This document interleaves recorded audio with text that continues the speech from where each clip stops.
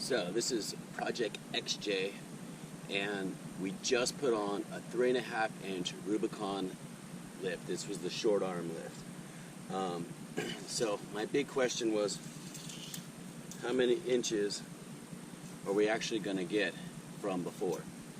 So before we were at 32 inches, and it was riding right here at 32 before the new lift. Now, after the lift, I'm actually a 3.5-inch lift. Now I'm at 37 inches. So that's significant. That's in the front. So we're going to go to the back and check out what's going on in the back now too.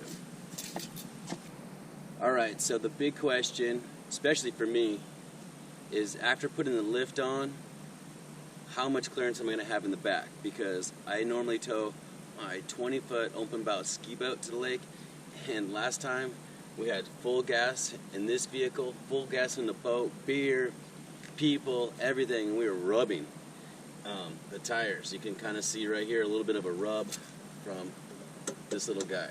Hurry, we gotta get to this. And everything. I can see like a chunk out of here because we were rubbing. So decided I gotta go get the lift and see what we got. So before we were sitting at 32 inches. I also put in the new leaf springs and the new shocks. Hopefully this will be significant. I couldn't believe it when I saw it. So right here we were at 32. So right now the magic number for this lift with the same tires, everything is the same. We're at 37 3/4, almost 38 inches. So if I go up here where I want to shave and get that out, I'll be at actually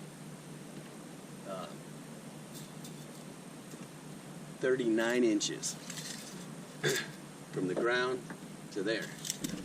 Now, how many inches from here to here? Right now, I'm sitting at 9 1/4.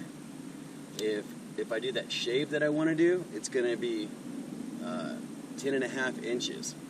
Now, with bigger tires, of course, that's going to change. But let's just say these tires that I have right now versus what I had before.